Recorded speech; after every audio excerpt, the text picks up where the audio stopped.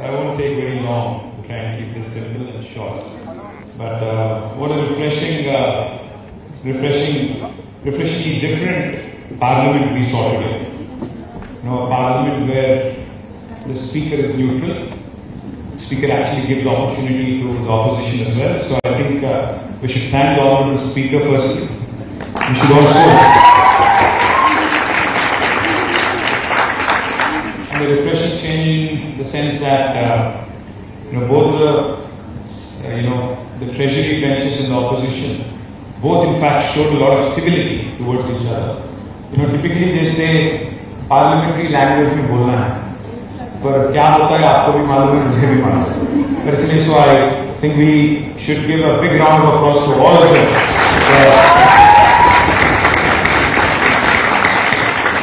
Keeping it very, very civil, but keeping it very, very simple as well.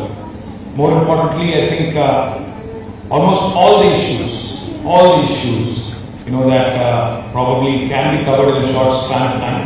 Important issues like unemployment, important issues such as women's safety, important issues such as road safety and roadworthiness in terms of commuting, and several other international issues also, the war, the Iran, Israel and US war, etc., etc. Many topics have been covered. I compliment all these guys on a fantastic job. I think you guys have done really good. I was asking your principal, Dr. Sister Vijay, if all these guys are prepared on their own or if they have been given some inputs by the teachers.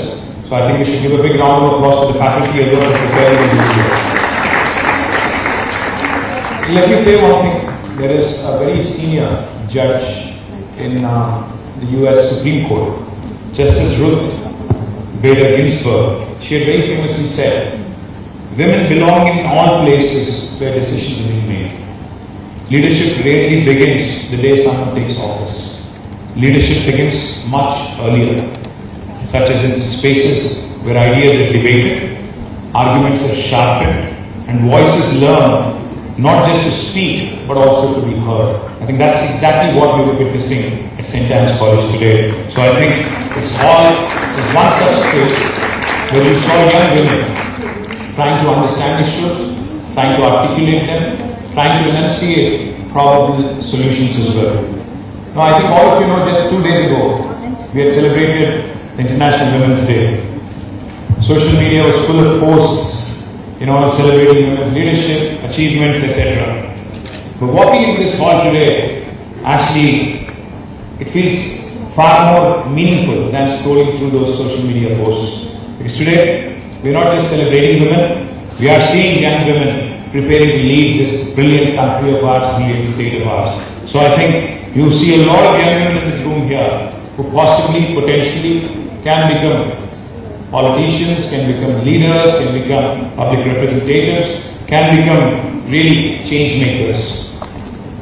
Before speaking about larger themes and before speaking about education, because we are in an education institution, let me also acknowledge something important about your institution, the St. Anne's College for Women. Today, education has increasingly become a very noisy space. It's all about marketing everywhere, rankings everywhere, promotions everywhere. But institutions like St. Anne's, I said this to your principal as well, represent something far more meaningful. For decades, for almost 43 years, St. Anne's College has quietly gone about it, doing quality education and consistently doing this, the real work that is needed. That is something really appreciable. And all of this is being done without any noise, without spectacle, but with enormous impact. You have educated generations of young women and prepared them to step into the world with confidence, independence and purpose. And when an institution goes a step further and creates a platform like Youth Parliament, it does something even more significant. It encourages young women not just to pursue careers, but also to engage with governance, public life and leadership qualities as well. Let me share something interesting with you. On January 26, 1950, India became a republic. On that very same day, Supreme Court of India also was established. And yet, almost 8 decades later, we're almost on the verge of 8 decades plus. India has never had a women Chief Justice so far. This fact should not discourage you. In fact, it should encourage you. Very soon we will be having our first Chief Justice of India, a lady Chief Justice of India, Justice Aadyatv. Hopefully, some of you in this room, because you're all students of BA, public admin, I think journalism and multiple other courses, hopefully the next Chief Justice of India can also come from a hall like this. A young woman can start leading this country. As you all know, we are the world's largest democracy. But democracy does not necessarily mean elections alone and speeches alone. Democracy is when people participate. When citizens participate, when citizens are aware, when citizens are thoughtful, when they are responsible, and when they are willing to engage with leadership. But what do I mean when I say participate? Most of you young women have voting rights. Anybody who is above the age of 18 has a voting right. How many of you have had the opportunity to vote so far? You had the opportunity, but did you vote? You did? No, I'm glad you did if you did. Because one of the things I see and I really feel sad for is young, educated voters in India, especially those living in urban pockets like Hyderabad. They don't show up to vote. उनके लिए election का दिन छुट्टी का दिन है. उनको लगता है कि उस दिन हॉलिडे मिल गया, फिर कौन जाएगा वो बूथ पे और 1-2 घंटे वहां खड़े रहना और टाइम वेस्ट क्यों करना. But the fact of democracy is, in a democracy, politics decides your future. In a democracy, politics decides your future. I heard the loudest cheer when the girl who was representing Ravichandra spoke about how bad our roads are, how many potholes there are. आप लोग बहुत ज़्यादा ताली मार रहे थे. पर आपको एक बात मैं याद दिलाना चाहता हूँ कि अगर आप पार्टिसिपेट नहीं करते हो आपके कॉर्पोरेटर इलेक्शन में, आपके कॉर्पोरेटर को चुनने में, if you don't participate in electing your local corporator, local MLA, local member of parliament, what happens is only those who show up to vote, their opinion counts. Only their thoughts and their views count. Those who don't show up, unfortunately, even though you might have the best of intentions, even though you might want the best of roads, best of colleges, best of facilities, if you don't show up and vote those people who have the right intentions, then nothing counts. So my humble appeal to all of you, when I say you have to be involved and participate in the process, I don't mean all of you have to start contesting elections. At least participate in the process, at least show up. 1-2 घंटा लगेगा. आइए, line में खड़े हो जाइए, and maybe take the bull by the horn, and if you don't like somebody out, kick them out. If you like somebody, vote them in. That's how democracy thrives. So my humble request to all of you, please participate. Social media में तो आप सभी लोग हैं. I'm sure all of you are in Insta. All of you. कोई Twitter पे भी है? कम. क्या ट्विटर भूलों का है? इंस्टा पे सब लोग हैं. इंस्टा पे रील देखना तो आसान है, स्वाइप करना आसान है. I wish it was so easy, as easy to change our governments just like that when you don't like the road. But unfortunately, it doesn't work that way. Insta पे you can just move something in a second, microsecond. But government को 5 साल के लिए चुना जाता है. एक बार अगर गलती करते हो तो उसके साथ 5 साल आपको झेलना पड़ेगा. That's what you want to get into your heads. कि एक गलत वोट की सजा 5 साल. So इसीलिए you have to show up, you have to vote for those people who truly believe that they can do something. My humble request also to you, platforms like this matter. Youth Parliament, because you saw the opposition and the government engage in a debate. A sense of democracy is that. Discuss, debate, and dissent. If you don't like something, you can always. We object to it. There's a very popular saying in English which says, in a democracy, the opposition has its say and the government has its way. Because the opposition will continue to represent the people's issues. But the government, because they have the majority numbers, they can pass legislations, they can pass resolutions, they can get their business done. But the opposition still should be heard. The opposition should be given a voice. Only then democracy will truly thrive. I must compliment the leader of opposition here. I don't know your name, beta. Tanu? Tanushri. I wish Rahul Gandhi spoke as eloquently as Tanushri, honestly. Because she spoke really well. When I was listening to you, I was making notes, mental notes. Seriously, very, very well spoken. Honestly, only when opposition raises issues the way she did, only when you're eloquent, only when you succinctly, in the limited time that you're given, you're able to present your argument, only then people can connect to it. So my humble request to all of you, there are very, very important issues that have been discussed today. One of the issues that was raised by 2 or 3 members from the opposition was about war. There is so much panic in the country right now. Hotel associations are coming to us saying LPG nahi milne wala hai, hotel band karna padega, etc., etc. There is a panic mode in the country, in India right now as we speak, not just in Iran or Israel or the Middle East. But we are starting to feel the impacts of this mindless war, which was also raised here. But the fact is, when I was listening to these girls, I realized something. Maybe I'm right, maybe I'm wrong. All the presidents, all the prime ministers, the chiefs, the heads, who are warmongering, I have to say this with utmost candor, have all been men. Have all been men. No women leader in the history of this world has ever taken their nation into a war which led to crimes against women and children. That is a fact of world. That is a fact of matter. Maybe that is the reason why we need more women leaders who have more empathy towards fellow women, fellow children, people who basically are more sensible instead of being, the kind of presidents that we see around today. I don't want to name names because I'm sure there are people watching. So therefore, what I would say is, maybe this is the time for you also to think about politics, public life, etc., etc.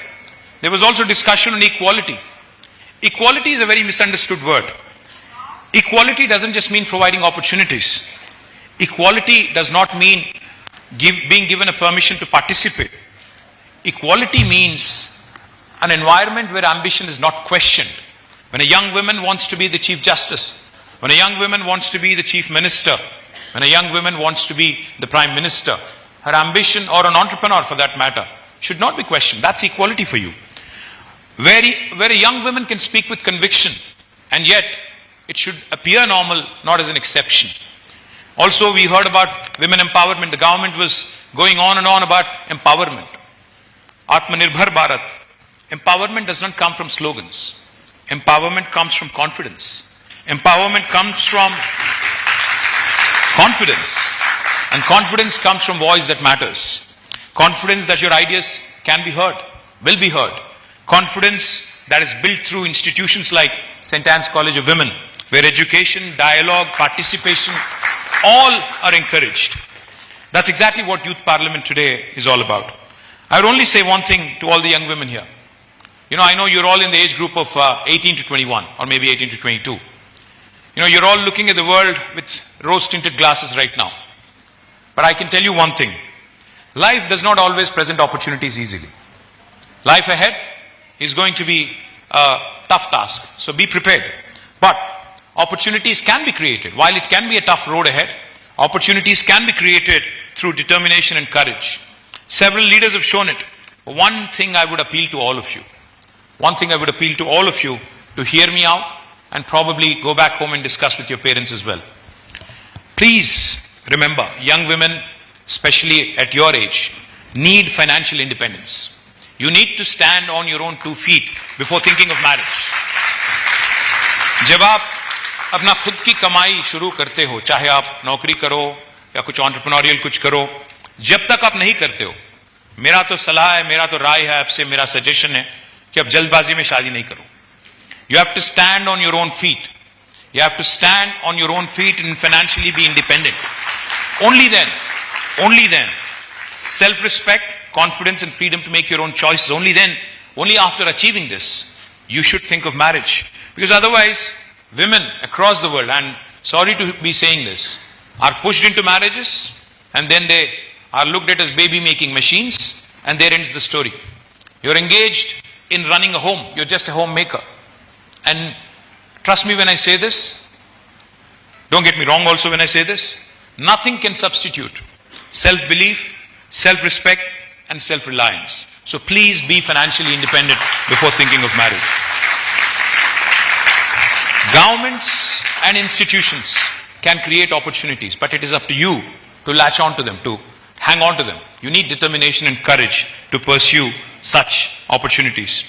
And you're all growing up in a time when technology is transforming everything. You know, there is a talk that AI is going to take away a lot of jobs. I'm sure you all heard it. I'm sure you're looking at a situation where horror stories like millions of jobs going away, etc., etc. Artificial intelligence, digital platforms, and new technologies are definitely reshaping everything that we have learned so far. But the only way to survive in this world today, remember Darwin's theory of evolution? Survival of the fittest.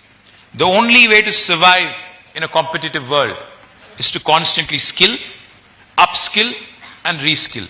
If you don't do that, because every human being, forever, till the minute we die, has to be a student learning something new every single day. Or else, we will end up stagnant, we will end up obsolete. So my humble request to all of you is, learn new skills, build ideas, and create opportunities from anywhere. And please don't obsess over social media. Spending an hour is okay, but I see some kids getting addicted to it. Constantly on the phone, constantly engaged in reels. That's not going to serve any purpose.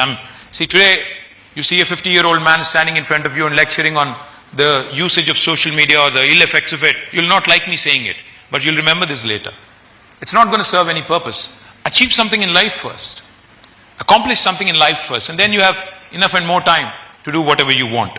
Let me also tell you that, opportunities are aplenty.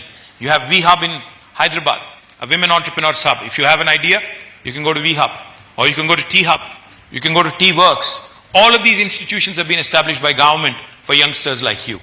You have to walk in with an idea, and you can walk out with a product. You can walk out with a prototype. That's the power of innovation today. मैं एक चीज आपसे पूछना चाहता हूं.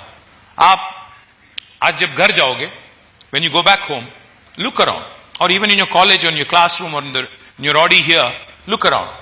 How many of these products that you see around you, including this mic here, or including that air conditioning there, or the lights, etc., etc., how many of them are actually Indian products? You'll hardly see anything. The camera here, it's a Sony, a Japanese make. You see a Blue Star. You see, I don't know where this mic is from. I'm guessing it must be from, again, somewhere, definitely not Indian, something else. So, look around. आपके हाथ में जो phone है, कौन सी company है? Samsung होगा, Apple होगा. Is any of the products you're using Indian? We are a country of 1.4 billion people. How come we can't discover something for the rest of the world? एक भी चीज, एक ऐसी चीज बताओ मुझे जो इंडिया ने पूरे दुनिया को दिया हाल ही में. हाँ, कोई बोलता है कि हमने जीरो दिया कभी इतिहास में. हाँ, जीरो तो दिया हमने, पर उसके बाद क्या? Anything that we have done for us to be proud of? We have big slogans. आत्मनिर्भर भारत, this, that. ठीक है, पर कहां हम लोग रह गए? कहां पीछे छोड़ गए? दुनिया कहां पीछे छोड़ गई हमें? Think about it. Why can't you young Indians, young Indian girls, why can't you innovate something? All of you use Snap? All of you use Insta? Some of you use Facebook? No? So Facebook is all old people, huh? समझ गया? तो Insta or even Snap or even ChatGPT, I'm sure all of you type your essays there and bring it and submit it to your teachers. Is that right? Most of you do, I know. So let me ask you something. ये क्या कोई ऐसा product है क्या Insta जो हम लोग नहीं बना सकते थे? Is it something that's like rocket science which we could not think of? Even Google for that matter, it's a simple search engine. How come none of these products that we use today, not one single product has come from India in the last 8 decades after independence? How come we don't think that, we have to come out with world-class products and, change the world, etc., etc.? How come we lost that appetite? How come we lost that, strive, ambition? Because You guys are told from a very early age कि आपको पढ़ना है, जिंदगी में risk नहीं लेना है, अच्छे मार्क्स लाना है, उसके बाद ही में एक नौकरी करना है, उसके बाद ही में शादी करना है, उसके बाद में शादी करना है. उतना ही ना. किसी को बोलते हैं कि लॉयर बनो, किसी को बोलते हैं कि डॉक्टर बनो, किसी को बोलते हैं कि इंजीनियर बनो, किसी को बोलते हैं कि आप एकेडमिशियन बनो. उसके अलावा क्या? And there are enough and more people telling you कि रिस्क नहीं लो, don't take a risk. But my sincere suggestion to you, I am a middle-aged man here standing in front of you. My sincere suggestion to you, life goes by in a blink. I still remember my college days. Now all of a sudden I am 50. So life goes in a jiffy. You don't realize it. My kids are in college now. You don't realize it. And you're given only one life, by the way. You only live once. So live it well. Live it boldly. Dream big. Think big. Pursue it. If you fall, it's okay. If you pursue a dream and you fall, you fail, it's okay. You can always get up. You can always bounce back. You have enough. You are very, very well equipped with the kind of education you've received. So be bold, be ambitious, be aggressive. हाँ, the world will tell you. आप जो सोच रहे हो वो नामुमकिन है, नहीं होना है, पागल हो क्या? बोलेंगे आपको. People will discourage you. Initially they'll laugh at you. They'll mock you. Then they'll argue with you. And eventually when you win, they will clap for you. That is how the world works. So don't ever let somebody else tell you that you can't do something. I mean, not when it comes to snatching your phone, when your mom tells you, give me your phone. Not that kind of argument I'm talking about. I'm talking about dreams for life. My humble request to all of you, governments and institutions can only enable opening doors and enable creating an environment, etc. But it's up to you to pursue those ambitions. Lastly, I'll say only one thing. Women, like I said, Justice Ruth Bader Ginsburg, women belong in all places where decisions are being made, is what she said.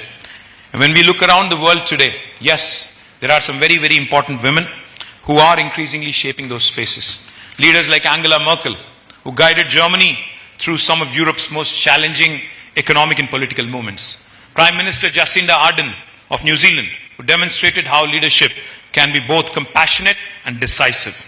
Kamala Harris, the Vice President of the United States, who broke barriers to become the first black woman Vice President of the US. And here in India, we have seen some remarkable women rise to positions of power and influence across different fields. Indra Nooyi, who went from Chennai to leading one of the world's largest global corporations like Pepsi. Geeta Gopinath, shaping economic thinking at the highest levels of global financial institutions such as the International Monetary Fund. Falguni Nair, who built Nykaa into one of India's most successful unicorn/entrepreneurial stories. Kiran Bedi, the first lady IPS officer who challenged conventions and redefined leadership in public service. Srimati Mamata Banerjee, who built a political movement and went on to be the leader of one of India's largest states. These journeys remind us of something important. Glass ceilings are not permanent. They exist only until someone decides to break them. So maybe it is you girls who probably need to think bold and think big. It all begins, this journey to break glass ceilings begins in classrooms like this. It begins when young women like you begin to start thinking independently, speak confidently, and participate fearlessly just the way these guys did. So speak, debate, question, participate, because the future of democracy will not only be shaped in parliaments, it will also be shaped in places like this by young women who are prepared to lead. And I truly hope that many of the future leaders of our country emerge from institutions like this. And if any of you are interested in politics, any of you at all, I also extend open invitation to join me as I work to and come back in Telangana. So thank you very much. I sincerely appreciate this opportunity that has been given to me, and I compliment the organizers, especially Public Admin Head Lavanya Anjali Garu, who's invited me for this event. Thank you very much for this wonderful opportunity. Jai Hind, Jai Telangana. Thank you, sir.